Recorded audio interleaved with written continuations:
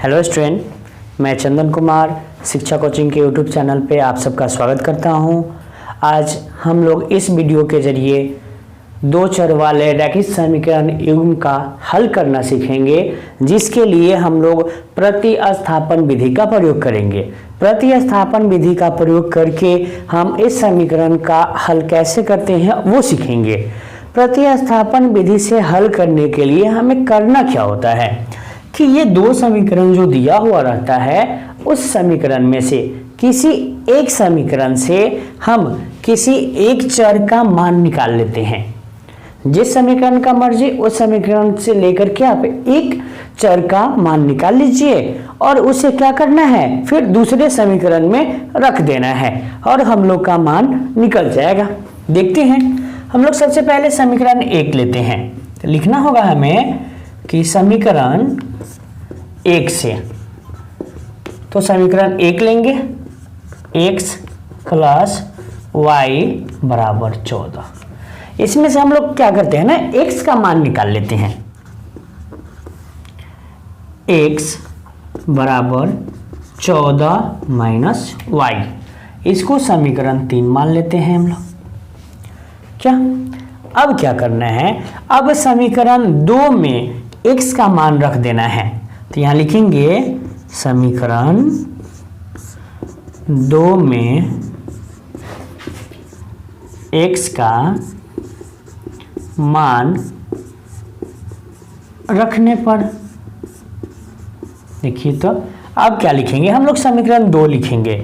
समीकरण 2 में है x माइनस वाई बराबर 4। हमें किसका मान रखना है, x का मान रखना है। x का मान क्या आया है, हम 14 माइनस वाई, मतलब जहां x है वहां लिखना होगा हमें 14 माइनस वाई। यहां लिखेंगे 14 माइनस वाई और फिर ये माइनस वाई तो क्वेश्चन में ही है, इसमें बराबर 4। ठीक, अब देखिए,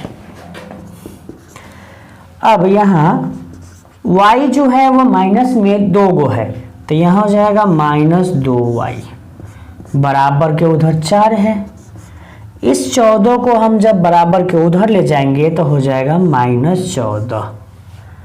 अब देखिए माइनस 2y, ये 4 में से जब 14 को घटाएंगे तो आएगा माइनस 10।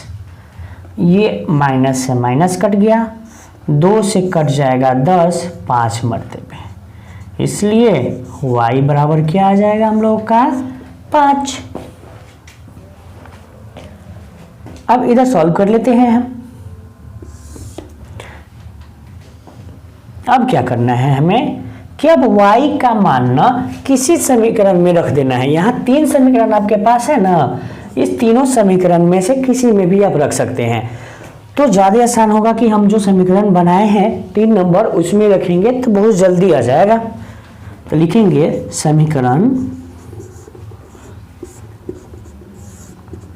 3 में y का मान रखने पर, क्या जो समीकरण 3 आया है उसमें हम क्या करेंगे, अब y का मान रखेंगे। तो ये है x बराबर 14 माइनस वाई, रखिए तो 14 और माइनस y का मान आया है 5, इसलिए x का मान क्या आ जाएगा 9। अतः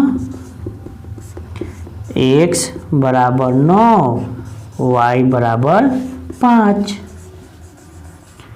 इसको देखते हैं एक बार, फिर से समझाते हैं आप लोगों को। देखिए यहाँ 2 समीकरण रहेगा, दोनों समीकरण में से किसी एक का प्रयोग करके उसमें से एक चर का मान निकाल लेना है।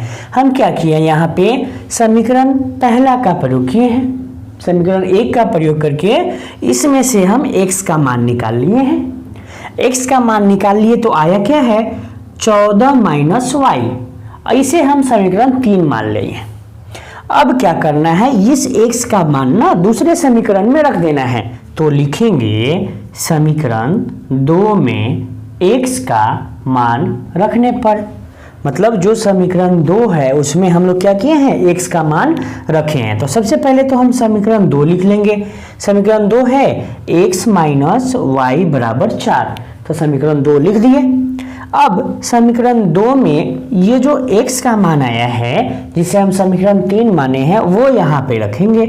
मतलब ये हो गया हम लोग का x का मान, x की जगह पर लिख दिया इसे, माइनस है तो माइनस देंगे, y है तो y दे देंगे, बराबर 4 है तो 4 दे देंगे। अब देखिए यहाँ क्या है, ये तो अचर वाला है, ये चर है, तो इस दोनों को तो इधर रखेंगे और इसको उधर भगा देना है हमें।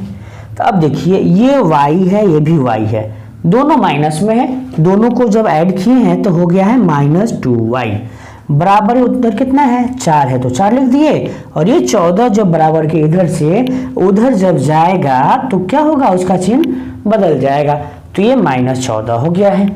अब ये -2y का -2y बराबर, अब 4 में से जब 14 घटेगा तो क्या आएगा, -10 आएगा। यहाँ देखिए यहाँ भी माइनस और यहाँ भी माइनस, दोनों माइनस हो गया है कट।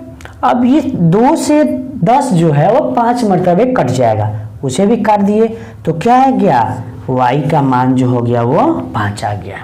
अब क्या करेंगे हम लोग कि समीकरण 3 में y का मान रखेंगे।